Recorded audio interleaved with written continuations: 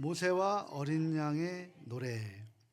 이제 뭐 우리 요한계시록 그렇게 두려운 책 아니죠. 뭐 어려운 책 아니죠. 우리가 같이 함께 정복하면서 이 시대에 어떻게 이 말씀을 붙들고 살아가는 것인지를 우리가 아는 거예요. 뭐 주님 오시는 날이 중요한 게 아니라 주님 오시는 그 날 속에 내가 어디에 서 있느냐가 중요한 거죠. 이게 굉장히 중요합니다. 오랜만에 다시 요한계시록을 다시 묵상하게 됐는데요. 지금까지 요한계시록을 묵상하면서 전반적으로 복습을 한번 살펴보면 우리가 이 땅에 어떤 형태의 삶을 살고 있든지 뭐 하는데 힘써야 하나요? 바로 이 세상에는 마지막에는 구원과 심판이 있으므로 하나님의 말씀을 전하는데 힘써야 된다. 그래서 저와 여러분을 이 시대에 하나님이 예정해 놓으신 거예요. 이게 예정론이에요. 그래서 저와 여러분을 예정하셔서 우리가 이 땅에 세 가지를 우리가 이 마지막 때 묵시문학적 삶을 살아가야 돼요. 묵시문학적 삶에 세 가지는 분명히 있다 그랬죠. 뭐가 있습니까? 구원이 있다 그랬어요. 심판이 있다 그랬어요. 하나님의 임재가 있다 그랬어요.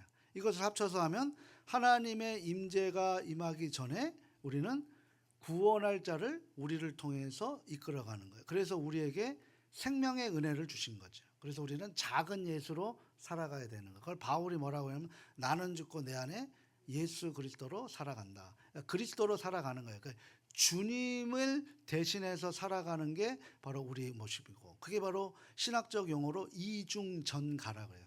주님은 우리는 주님에게 죄의 옷을 줬으면 그 죄의 옷을 입고 예수님은 우리를 대신해서 죽으셨고, 그리고 주님께서는 우리에게 의의 옷을 입혀주셔서 우리는 이제 주님 대신에 우리가 주님처럼 살아가야 되는, 이게 사명이에요. 이게 사명.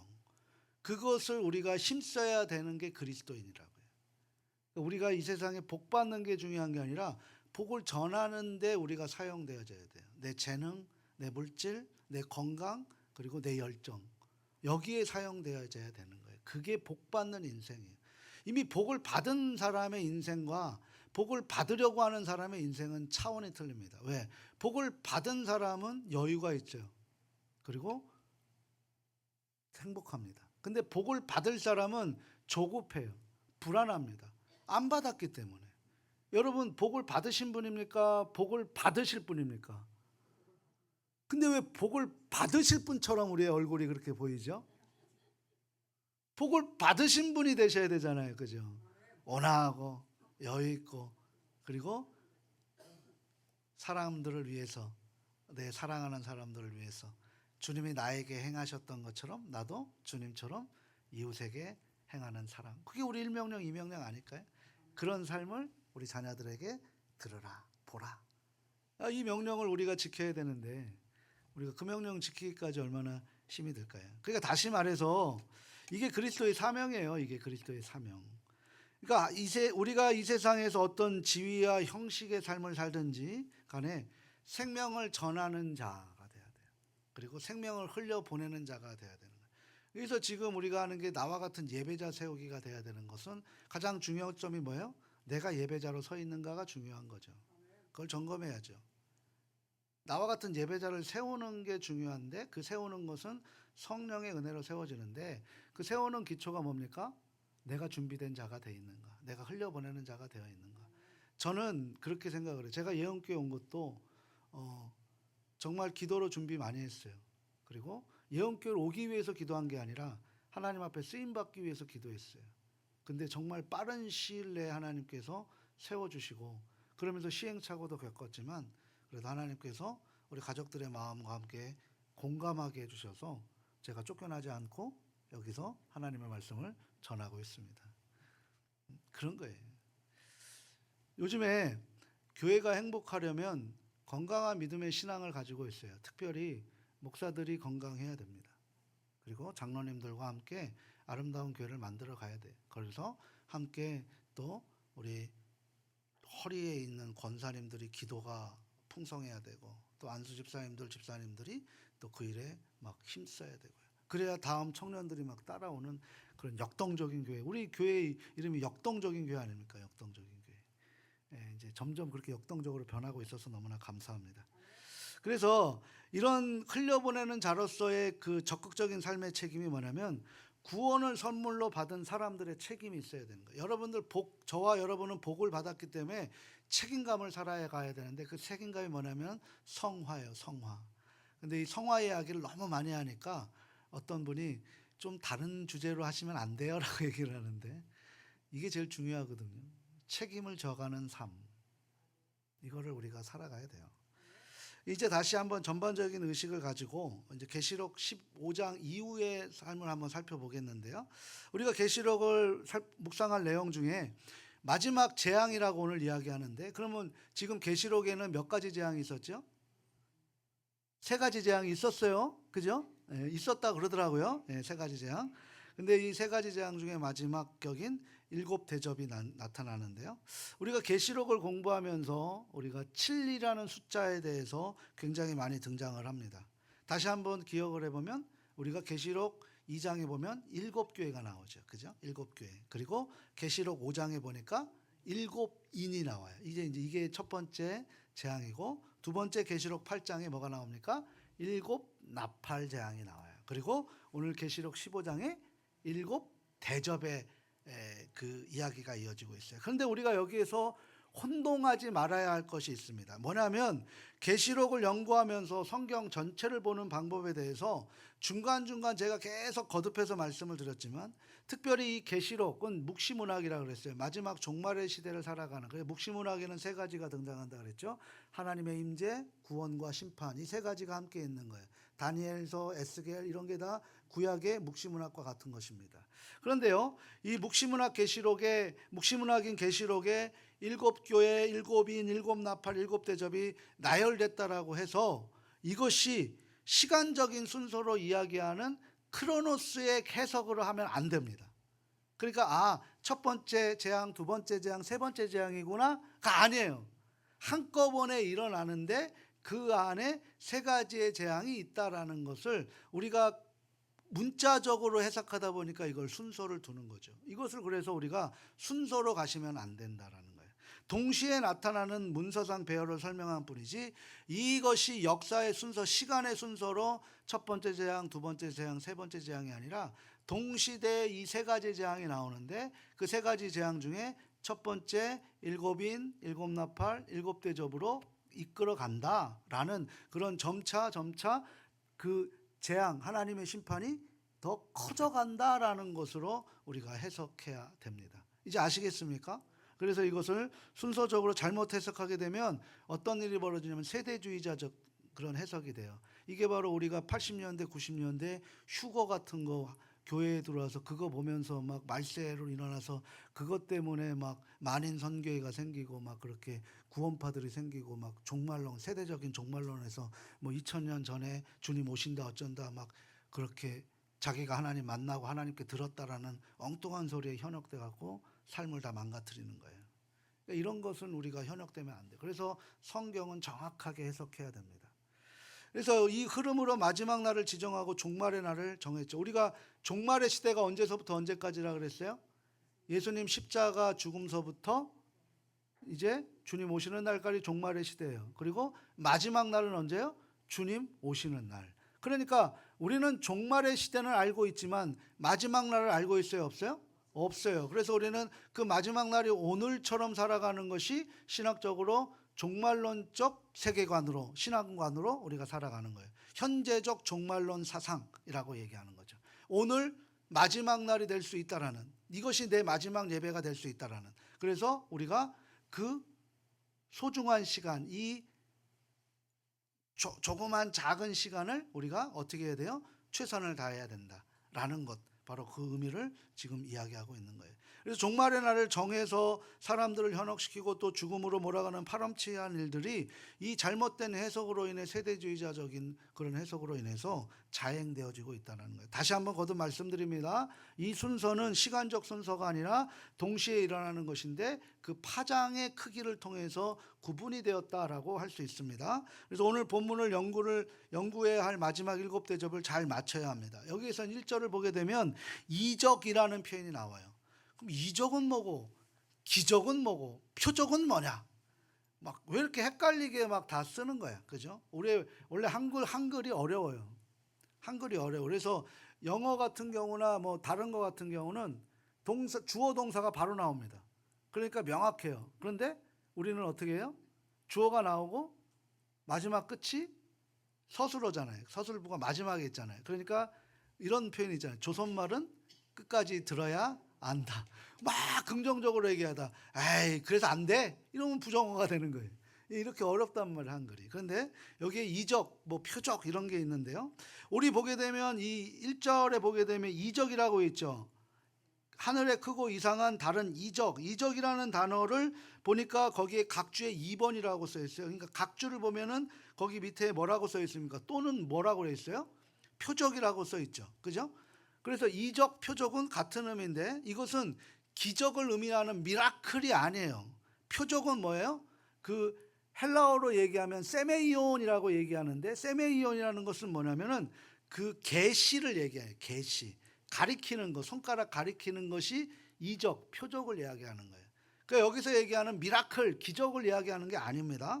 그래서 이 단어는 언제 사용되냐면 구속, 그러니까 구원의 문제에 대해서 어떤 계시의 내용을 가리킬 때 저것이 바로 구원의 모습이야 라고 할 때 그게 바로 이적, 표적을 이야기하는 거예요. 세메이온이라고 하는 단어인데요, 이 표적이라는 단어를 씁니다. 그러니까 여기에서 사용되는 번역이 이적보다는 표적, 게시판, 이것이 어떻게 보면은 더 확실하다고, 의미 부여가 맞다고 할 수 있는 거죠. 자, 그러면 앞으로 이 계시록 15장은 짧은 구절이에요. 짧은 장이에요. 1절에서부터 8절까지밖에 없는데 이 내용은 바로 이 표적, 구원, 구속의 그 구원의 완성을 다루고자 하는 설명이다라고 지금 시작을 하고 있다는 거예요. 그러니까 지금 하늘에 크고 이상한 다른 이적을 보면 그건 뭐예요? 하늘에 크고 다른 하나님이 구원에 관한 이상한 이야기를 우리에게 보여주매라고 하는 것과 같다는 얘기죠. 그러니까 지금 오늘 이 본문은 뭐예요? 구원, 구속에 관한 내용이 담겨 있다. 그러면 우리가 구원, 구속을 받기 위해서 우리는 어떤 삶을 살아가야 될 것이냐라고 지금 우리에게 보여주고 있는 장이 15장이다. 이제 이해되시겠습니까? 그렇게 해석을 하셔야 된다는 거예요. 그래서 이것이 이렇게 해석하지 않으면 엉뚱한 해석이 돼요. 우리가 뭐 이것이 기적처럼 뭐 하늘이 갈라지고 이런 것으로 보여진다라는 거예요. 그러니까 지금 우리는 이 땅에 표적을 가지고 살아가는 것이 기적을 가지고 살아가는 사람들이 아니에요. 우리가 표적의 중심에 서 있어야 돼요. 우리를 통해서 구원이 보여야 돼요. 방향을 설정해 주는 것이 바로 우리에게 복음을 주셨던 하나님의 첫 번째 의미라고 할 수 있습니다. 그래서 1절을 마지막 보니까 하나님의 진노가 이것으로 마치리로다 라고 하는 거예요. 첫 번째, 두 번째, 세 번째 동시적으로 처음에는 작게 시작했다 점점 커지면서 마지막에 확대하면서 끝났다라고 하는 하나의 사건을 지금 우리가 장을 구분해서 표현하고 있다는 것 우리가 이해하시고, 여기에서 마치리로다라는 말은 끝난다라는 개념이 아니에요. 마치리로다, 이제 이게 원어적으로는 굉장히 우리 한글로서는 그 한글의 그 해석의 한계가 있는데, 전달의 한계가 있는데, 이 마친다, 마치리로다라는 것은 끝났다라는 것이 아니라 완성되었다라는 의미가 더 가깝습니다. 그러니까 마지막 심판으로 끝났지만 구원이 완성되었다라는 것으로 보는 것이 더 알맞는 해석이라고 볼 수 있는 거죠. 그래서 이 부분을 성경을 가르치는 사람들이 설명이 있어야 이것을 이해할 수 있어요. 그래서 묵시문학이 그래서 어려운 거예요. 그래서 잘못 해석하게 되면 엉뚱한 방향으로 가기 때문에 그런 것입니다. 우리 2절 말씀 우리 그런 의미에서 같이 한번 읽어보도록 합니다. 또 내가 보니 불이 섞인 유리바다 같은 것이 있고 짐승과 그의 우상과 그의 이름의 수를 이기고 벗어난 자들이 유리바닷가에 서서 하나님의 검은고를 가지고. 아멘. 여기서 내가 보니, 누가 본 거예요? 사도 요한이 본 거예요. 그런데 거기에 뭐가 있다는 거예요? 불이 섞인 유리바다 보셨어요? 이거 뭔 의미랄까? 이제 이런 거 나오면 아유 어려워 덮어버리는 거예요. 잘 보시길 바랍니다. 이 부분은 오늘 본문에 해당하는 건데요. 그런데 바다가 무슨 바다라고 그래요? 유리바다. 유리바다 들어보셨어요? 유리바다. 이 무슨 의미일까? 우리가 이제 이미 옆에 우리 앞에서도 한번 확인했던 적이 있는데 하도 오래되어서 다들 처음 듣는 표정이시죠? 예, 그래 제가 있는 거예요. 제가 사는 거예요. 이걸 다 기억하시면 안 됩니다. 여기서 유리바다라는 것은 무엇이 섞인 바다입니까? 아니면 불이 섞인 유리바다가 뭘까요? 여기에는 분명히 바다는 뭘로 돼 있죠? 물로 돼 있어요. 불이 섞일 수 있어요? 없어요. 근데 불이 섞인 유리바다랍니다. 이 표현을 발견하면 참 흥미롭게 여기고 더 집중하고 싶지 않으세요? 그냥 덮고 싶으십니까? 그냥 통과해요? 근데 이걸 통과하면 다 함께 해석이 안 돼요. 그러니까 우리가 제가 강조하고 싶었던 건 문학적 구조를 우리가 이해하시면 됩니다. 불이 일렁거리는 바다라고 하는 거 있잖아요. 바다에 불이 섞일 수 있을까요? 한번 생각해 보십시오. 우리가 지금 이제 여름철 되면 무슨 바다를 그려요? 푸른 바다 그리죠. 바다 색깔이 푸러요? 파래요? 물 떠버리면 물 뜨면 물이 파란 물 나와요? 근데 왜 푸른 바다라 그래요? 푸른 바다? 네? 왜 푸른 바다라 그래요? 자, 그 푸른 바다가 조금 이제 막 비가 오게 되면 그 푸른 바다 색깔이 없어져요, 있어져요? 없어지고 좀 짙은 바다 되죠. 어두운 바다 되죠. 그럼 색깔이 카멜레온도 아니고 바닷물이 자꾸 변하네? 그걸 얘기하는 거예요. 왜냐하면 이제 이해되시겠어요? 그러니까 하늘에서 일어나는 것을 바다가 받아내고 있다. 유리처럼 비치고 있다라는 의미로 이런 문학적 구조를 사용한 거예요. 의미 이제 아시겠어요? 그러니까 하늘의 불같은 형상이 나타나는 것을 땅이 그것을 지금 보게 한다라는 거죠. 이 형상이 비춰지니까 그것을 문학적으로 표현하면 불이 섞인 바다라고 한 것입니다. 이제 이해되시겠죠?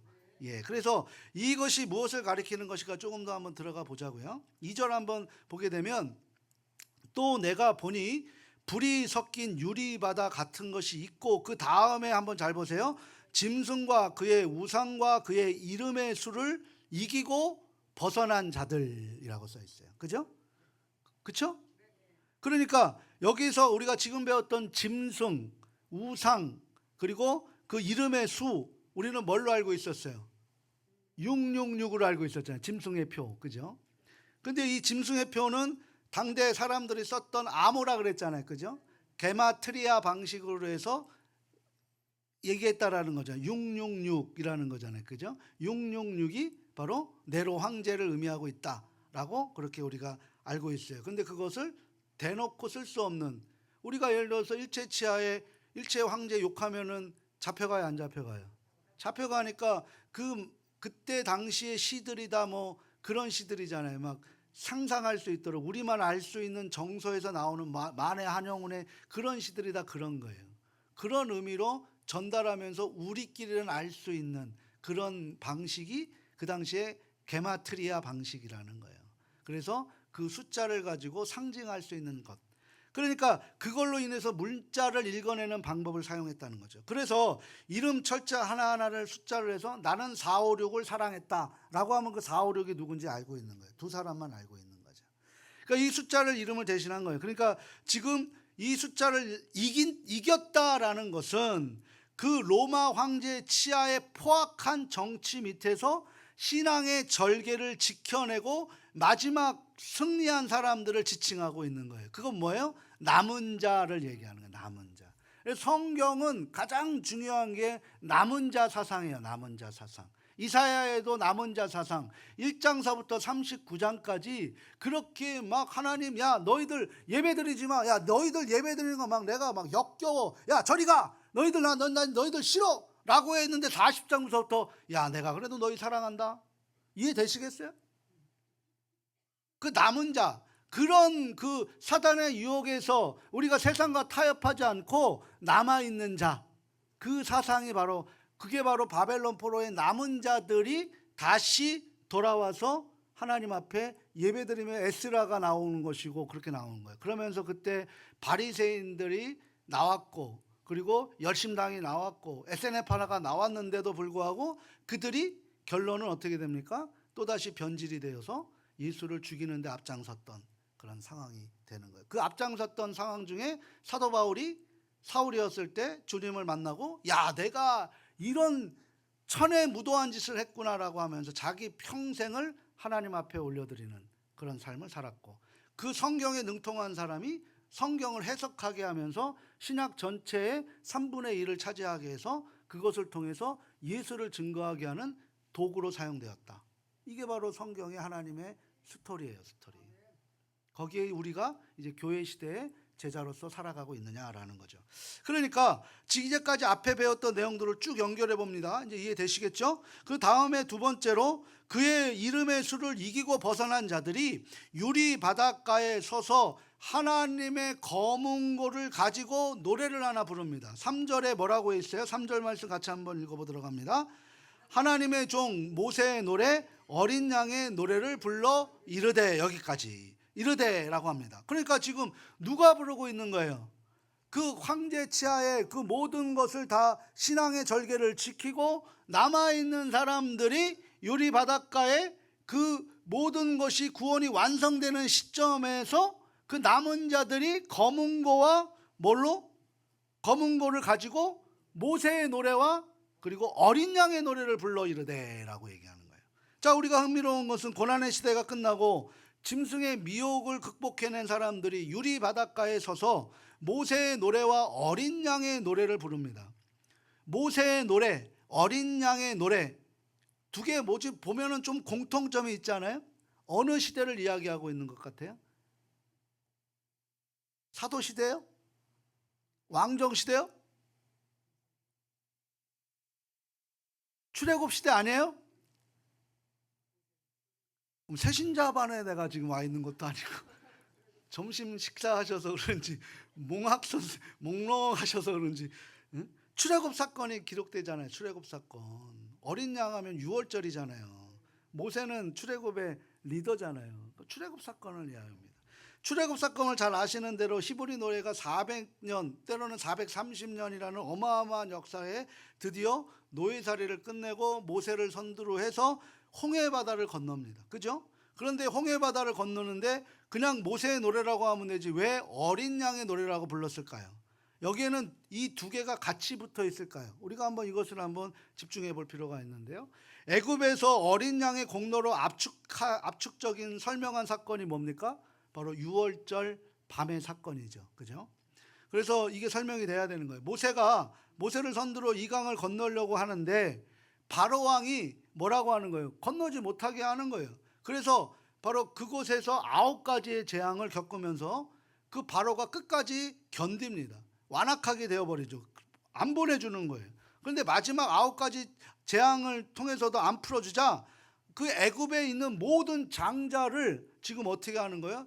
죽이는 10번째 재앙을 하나님이 임하게 하십니다. 근데 그 재앙은 사람뿐만 아니라 짐승의 초태생까지 다 죽는 재앙이에요. 그러니까 그 당시에 첫 것은 짐승이든 사람이든 다 죽는 거예요. 그런데 그 히브리 말로 처음 것이 아니라 그것은 첫 것이라고 얘기하는 것은 처음이 죽었다라고 얘기하는 히브리식 표현은 전체가 죽었다라는 거예요. 전체가.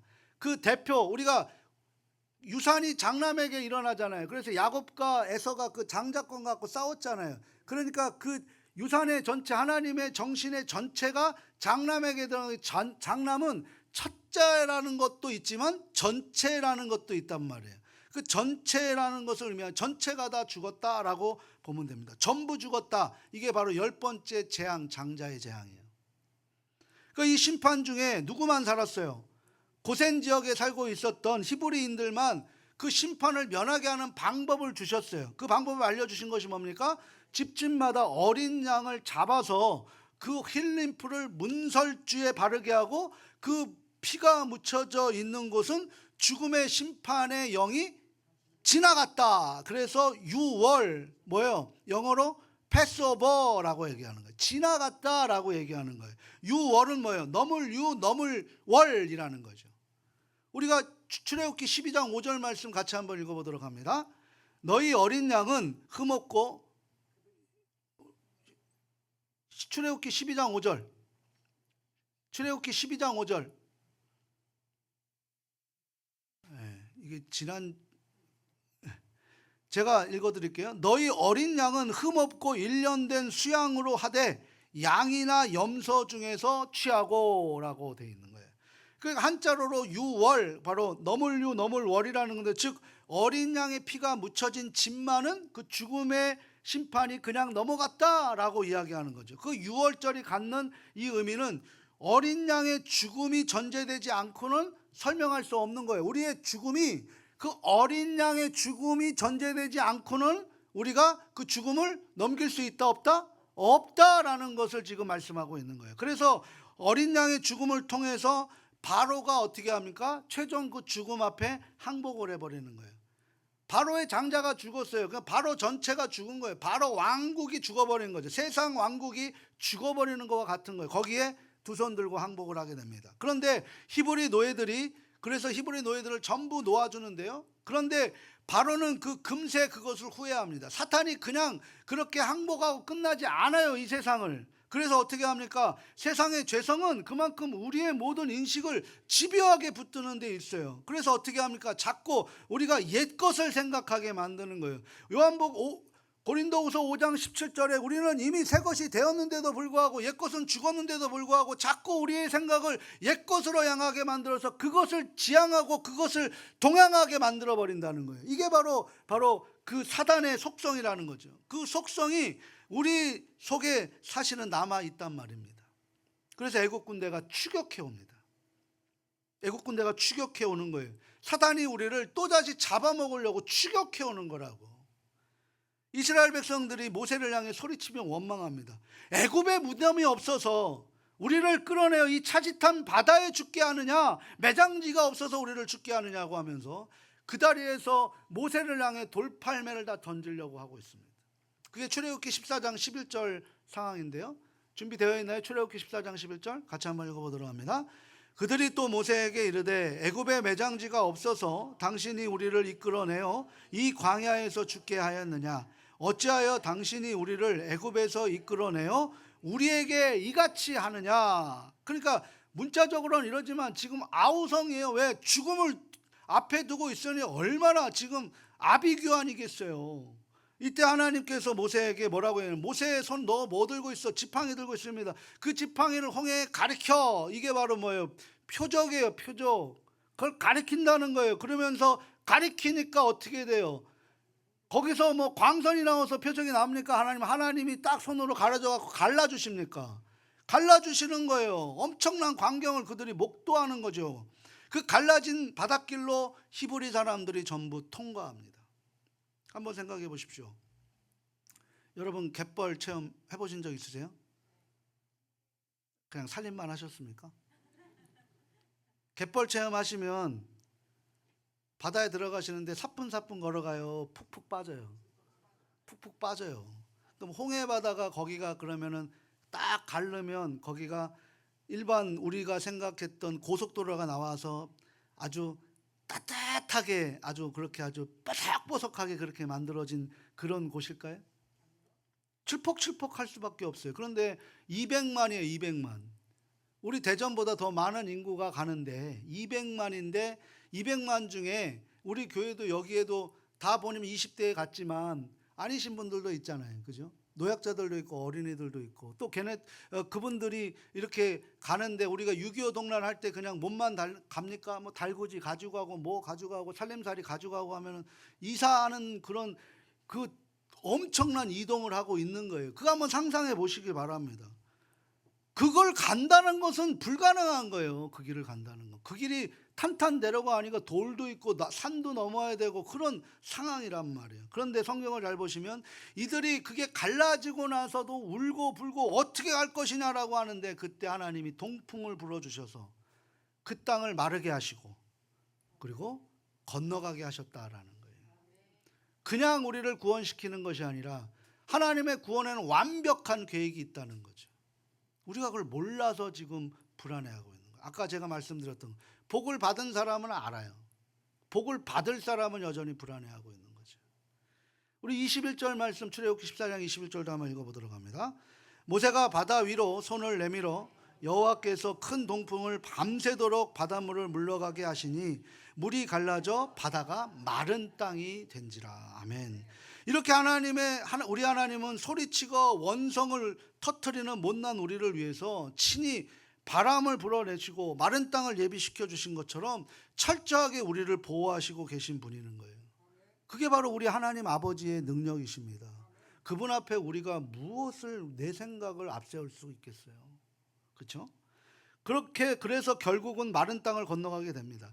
그런데 그래도 이 세상에 사단의 그 마지막 남은 자들이 어떻게 합니까? 빠르게 죽이려고 추격해오는 애국 군대가 어떻게 됩니까? 홍해 중앙에 이를 때 물 가르셨던 것을 다시 덮어버리시는 거예요. 완전히 수상되는 거죠. 구원이 완성된 것입니다. 그 이후에 애굽 땅에 있는 사람들이 쫓아왔다는 성경의 구절이 있습니까? 없는 거예요. 이렇게 홍해를 건너게 됩니다. 그때 건너고 나서 모세의 누나 누구예요? 미리암과 백성들이 소고를 치면서 하나님을 찬양했던 노래가 바로 모세의 노래, 어린 양의 노래라는 거예요. 그걸 지금 다시 재현하고 있는 거예요. 그러니까 지금 너희들은 홍해 두려워하지 말고 하나님의 그 모세의 노래와 어린 양의 노래를 너희들도 부를 것이다. 사도 요한이 가르쳐 준 거라니까요. 뒤돌아가지 말아야 된다는 거죠. 그걸 얘기하고 있는 거예요. 그러니까 이 본문은 구원의 노래를 설명하고 있는 표적이라는 거예요. 구원의 완성된 모습을 미리 우리에게 보여주는 거예요. 이런 하나님이 어디 계세요? 우리에게 앞날을 보여주고 계시는데도 우리가 여전히 이 말씀을 믿지 않고 우리가 두려워하고 떨며 살아가고 있는 것이 바로 우리의 믿음의 연약함의 모습이라는 거예요.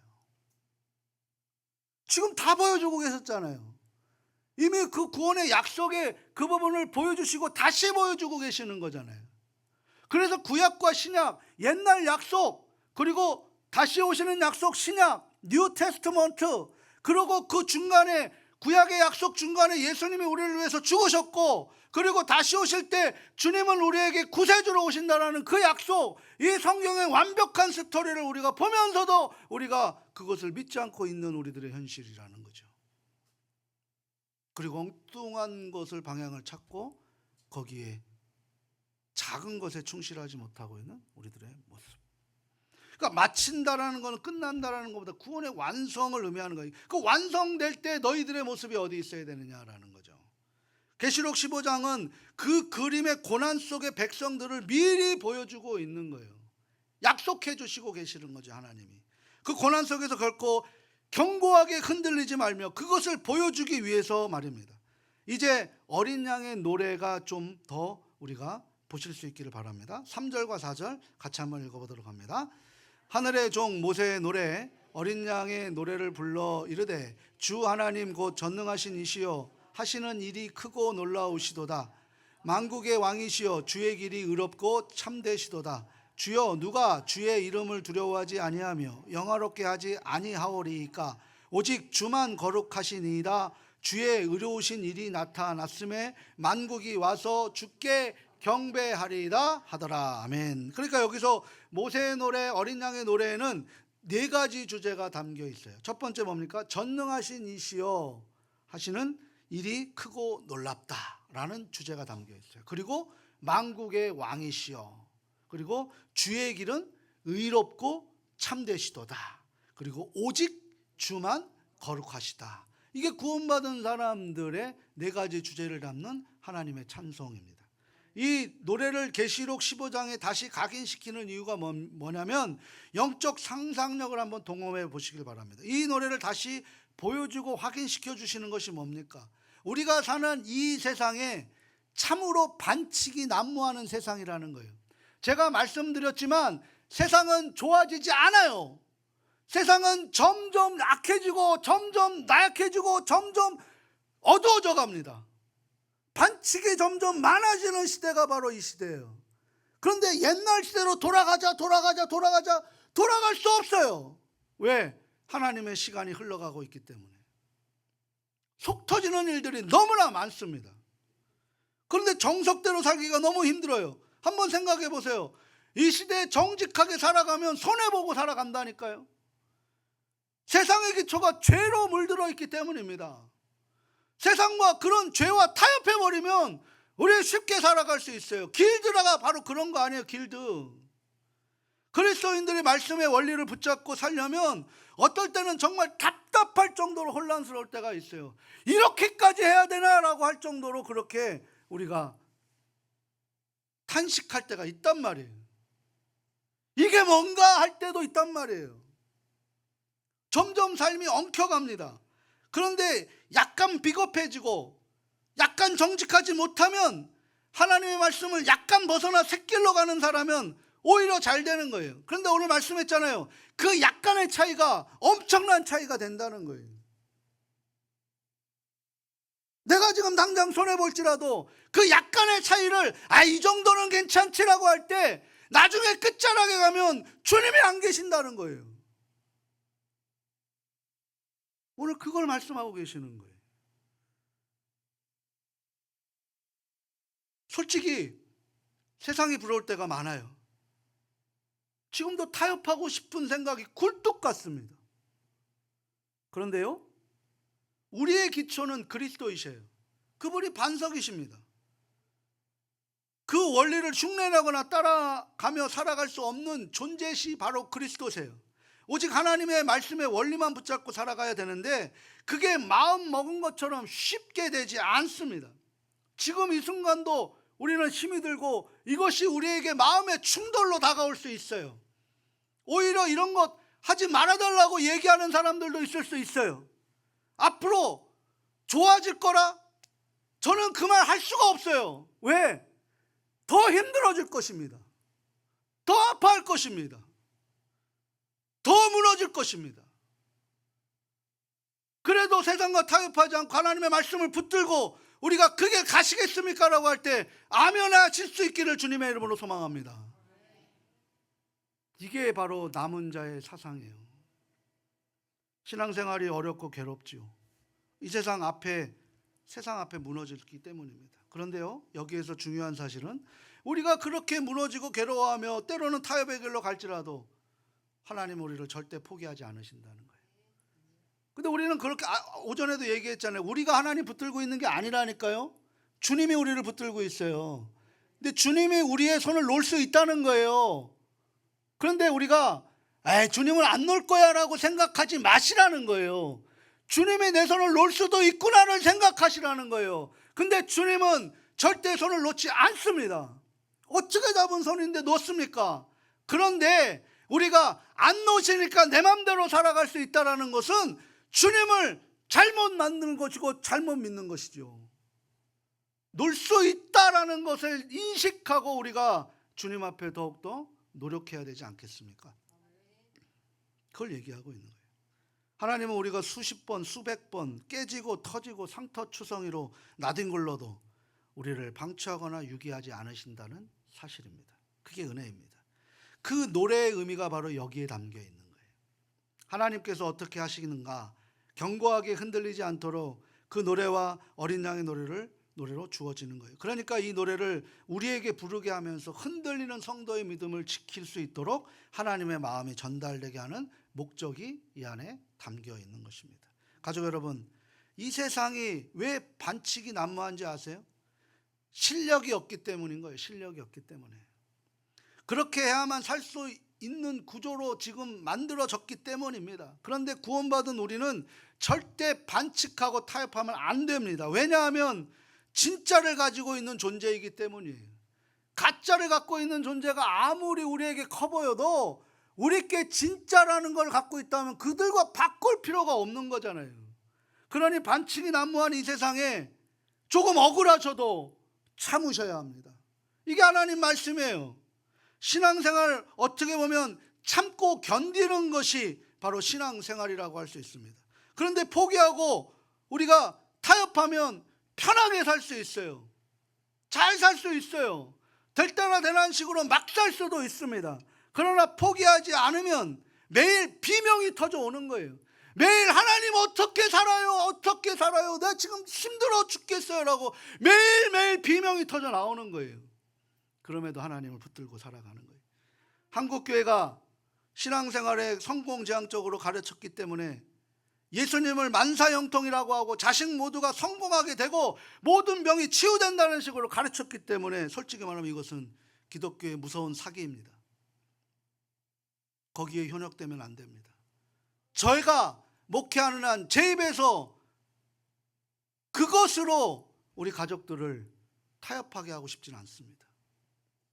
오히려 말씀으로 힘을 얻고 말씀으로 무장하고 말씀으로 힘들지라도 마지막 때에 승리하는 이런 모세의 노래와 어린 양의 노래를 부를 수 있는 그런 강력한 용사로서 우리가 이 땅에 하나님의 예정된 그 예정론에 의해서 하나님의 말씀을 전하는 천군 천사와 같은 그런 복의 통로의 삶을 살아갈 수 있어야 될 줄 믿습니다. 그걸 위해서 사업도 성공하십시오. 그걸 위해서 건강도 챙기십시오. 그걸 위해서 우리가 최선을 다해서 노력하십시오. 그게 바로 우리 교회가 지향한 성실과 공의와 정직이라는 것입니다. 매 순간 세상과 타협하고 싶은 정점에 있다고도 할 수 있어요. 우리가 잘 견디셔야 합니다. 우리는 날마다 성령 충만, 말씀 충만, 예수 그리스도로 충만해야 되는 거예요. 저는 목사로서 이렇게 말하는 것 정말 힘듭니다. 그런데 해야 됩니다. 누구는 해야 됩니다. 이 세상에 아무 보상 없이 인생이 끝날 수도 있습니다. 내 아픔이 해결되지 않고 오히려 아프시다가 세상을 마감할 수도 있습니다. 그런데 내 때의 보상이 이루어진다라고 말하는 것은 성경의 약속이 아닙니다. 그런데 성경을 보게 되면 무엇을 약속하십니까? 인자가 올 때 그 믿음을 볼 것이라고 말씀하십니다. 그래서 우리는 절대 반칙하면 안 됩니다. 우리에게 성령님의 권능에 힘입어 살아가야 하는 것입니다. 오늘 5절에서 8절 말씀 마지막으로 한번 읽어보도록 합니다. 2일 후에 내가 보니 하늘의 증거 장막의 성전이 열리며 7장을 가진 7 천사가 성전으로부터 나와 맑고 빛난 세마포 옷을 입고 가슴에 금띠를 띠고 내 생물 중에 하나가 영원토록 살아계신 하나님의 진노를 가득히 담은 금대접 7을 그 7 천사들에게 주니 하나님의 영광과 능력으로 말미암아 성전의 연기가 가득하며 7 천사의 7 재앙이 마치기까지는 성전에 능히 들어갈 자가 없더라. 아멘. 이제 7 재앙의 다음 시간부터 펼쳐진 마지막 재앙이 되겠습니다. 그런데요, 이 재앙은 누누이 말씀드렸지만 구원을 받은 그리스도인들에게는 관계없는 재앙입니다. 우리가 계시록을 묵상하면서 절대 놓지 않아서야 됩니다. 그런데요, 이렇게 살면 지옥 가고 저렇게 살면 천국 간다, 이렇게 이해하시면 이단에 빠지기 쉽습니다. 계시록 전체가 어린 양의 공로가 얼마나 복되느냐, 그리고 그 안에 생명을 가진 우리들이 누릴 복이 얼마나 놀라우냐, 이것을 계속 강조하고 있는 내용입니다. 성경 전체를 관통하는 사상은 예수 그리스도의 구속의 보혈이에요. 이것이 요한계시록에서 전하고자 하는 하나님의 중요한 핵심 사상입니다. 그러니까 이러한 열거한 재앙은 우리와 관계없는 재앙으로서 이렇게 살면 되고 저렇게 살면 안 되고 저쪽 불구덩이에 들어간다는 행위구원의 강조로 우리가 해서는 안 되는 것입니다. 못난 죄인이 우리가 하나님께 택함을 받고 어린 양의 공로를 힘입어 얼마나 은혜인가, 그 은혜를 붙들고 살아가는 것인가. 하나님, 내가 주님 제 손을 놓지 말아 주십시오. 내가 그 작은 것 하나 내가 놓쳤던 것이 있으면 성령께서 우리의 연약함을 알게 하여 주셔서 그것을 깨닫게 하여 주시고 그것을 놓고 자복하고 회개하고 통회하며 변화된 삶을 살아갈 수 있도록 주님 붙들어 주십시오라고 우리가 그렇게 강조하는 것이 바로 성경이 말씀하시는 은혜의 믿음인 줄 믿습니다. 사랑하고 소중하고 존경하는 가족 여러분, 오늘 본문에서 모세의 노래와 어린 양의 노래를 다시 나온 것은 하나님에 대한 첫사랑의 회복입니다. 우리가 항상 그 자리에서부터 출발해야 합니다. 구속받은 어린 양의 은혜로부터 시작되어야 하는 거예요. 그런데 우리가 예수님을 믿고 교회를 다녀도 그 십자가의 은혜를 모르는 그리스도인들이 의외로 많습니다. 오늘 우리가 저 십자가를 바라보시면서 나에게는 그런 감동이, 그런 뭉클함이, 그리고 그런 첫사랑이 느껴지셨습니까? 힘들면 힘쓸수록 모세의 노래와 어린 양의 노래를 더 부르면서 하나님의 사랑을 확신해야 하는데 그 십자가의 은혜를 내가 체험하지 못하니까 자꾸 세상과 타협하고 문제 앞에 십자가가 아니라 문제를 바라보며 그 문제를 뛰어넘으려고만 하는 모습인 것이지요. 그래서 사도 바울은 이렇게 처절하게 고백합니다. 나는 죄인 중에 괴수다. 이는 그리스도의 어린 양의 은혜를 뼈저리게 알면 알수록 나는 없어지고 그리스도만 나타나는 것입니다. 이것이 바로 우리가 의도적으로 그렇게 되는 것이 아니라 그 은혜를 느끼고 알면 알수록 점점 그리스도로 살아가게 되는 것이죠. 그게 바로 연합입니다. 그리스도와의 연합입니다. 우리 마음속에 어린 양의 구속의 노래가 날마다 힘들 때든 아플 때든 어려울 때든 내 앞에 문제가 있을 때든 그 모든 것 주님께 찬양하며 주님께 맡길 때 주님께서 이끌어 주시는 거지, 내 인생 내 자식 내 맘대로 되는 거 아니잖아요. 하나님이 이끌어 주셔야 되는 거잖아요. 그래서 그 한계에 놓고 하나님 앞에 맡기는 거예요.